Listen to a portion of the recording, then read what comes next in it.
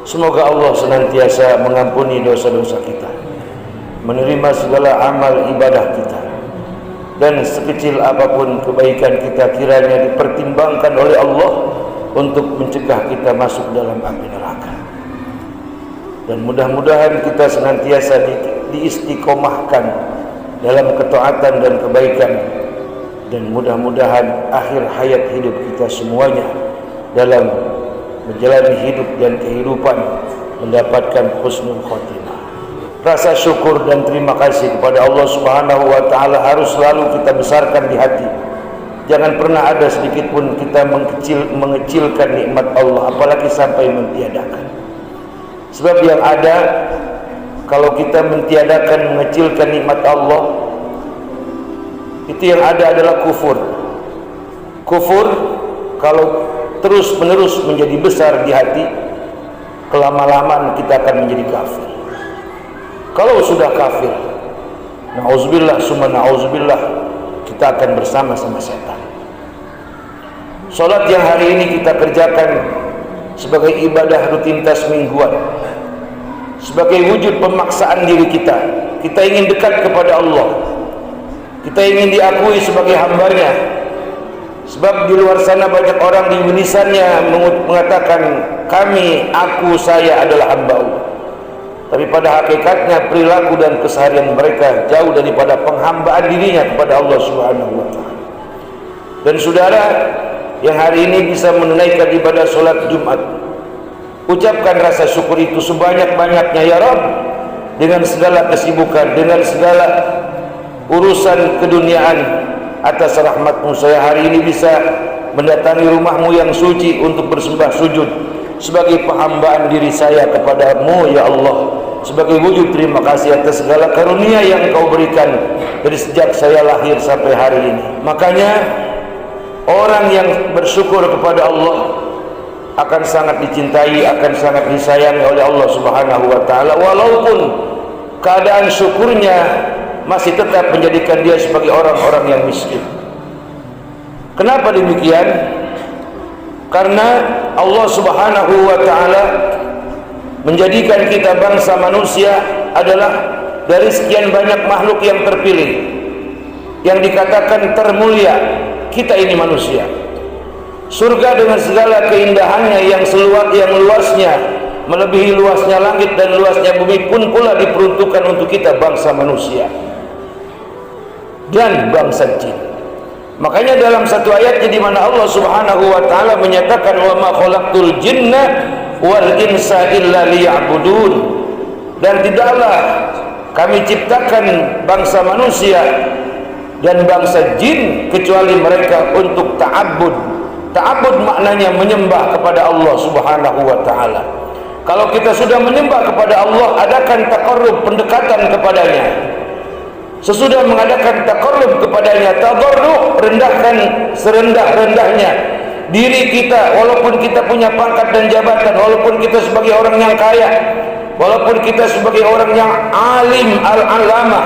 Alim al-alamah itu mengerti segala hukum. Rendahkan dirimu serendah-rendahnya kepada Allah, dan rendahkan hatimu di tengah-tengah umat manusia. Sebab di atas langit ada langit, di atas kemuliaan ada lagi kemuliaan.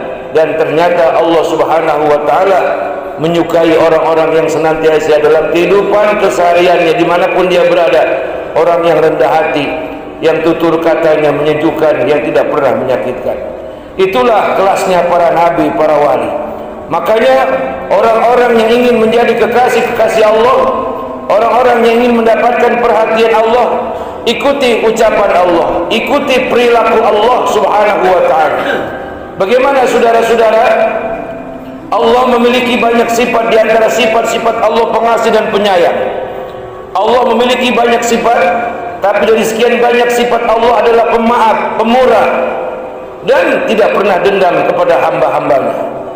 Itulah yang harus ada dalam diri kita, walaupun tidak sanggup kita mentauladani atau mencontoh daripada keseluruhannya. Hal itu pula yang diikuti oleh para nabi, para wali. Sangat boleh jadi orang-orang yang dicintai Allah, orang-orang yang dikasihi Allah, karena mereka benar-benar mencontoh apa-apa yang disampaikan Allah Subhanahu wa taala. Dari sinilah letaknya bahwa kita manusia tidak boleh sombong dengan apa yang ada sama kita. Pangkatkah itu, jabatankah itu, kekuasaankah itu, pengaruhkah itu, ilmu pengetahuankah itu. Sebab kata Allah, "Wa ma utitum minal ilmi illa qalila." Hai bangsa manusia, kalian hamba-hambaku, jangan sombong. Harta yang aku berikan kepadamu sedikit. Pangkat, kekuasaan, kekayaan, kegagahan yang aku berikan kepadamu hanya sedikit. Ibaratnya laut, seluruh bumi ini adalah kekuasaanku. Sementara setetes daripada jari jemari tanganmu yang kau celupkan di air yang maha luas itu, kemudian yang menetes, itulah pemberianku atasmu. Untuk apa kau sombongkan dirimu kepadaku, dan kau sombongkan dirimu, kau banggakan dirimu di tengah-tengah manusia dengan apa yang telah aku amanatkan kepada dirimu. Kiranya kalau kita semuanya bisa memahami dan mengoreksi serta mau berusaha sebaik-baiknya, pastilah kita akan sedikit demi sedikit mengenal siapa diri kita dan mengenal siapa Tuhan kita. Man arafa nafsahu faqad arafa rabbahu.